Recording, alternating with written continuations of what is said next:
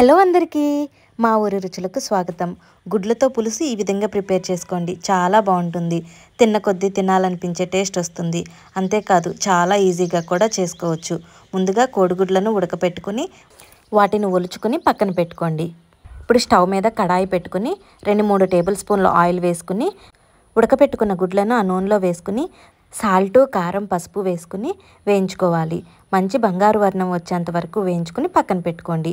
ఇప్పుడు అదే ఆయిల్లో వెల్లుల్లిపాయలు, జీలకర్ర, ఆవాలు, మెంతులు, కరివేపాకు వేసుకుని వేయించుకుని ఉల్లిపాయ ముక్కలు కూడా వేసుకుని వేయించుకోవాలి.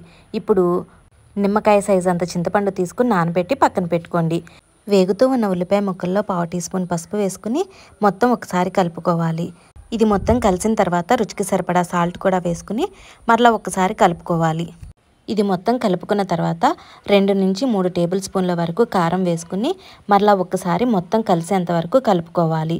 ఉల్లిపాయ ముక్కల్లో ఉప్పు, కారం మొత్తం పట్టేంత వరకు వేయించుకుంటూ కలుపుకోవాలి. ఉల్లిపాయ ముక్కల్లో పచ్చివాసన పోయి ఉల్లిపాయ ముక్కలు మొత్తం మగ్గిపోయేంత వరకు వేయించుకోవాలి. వీడియోలో చూపించిన విధంగా ఉల్లిపాయ ముక్కలు మొత్తం మగ్గిపోయేంత వరకు వేయించుకోవాలి.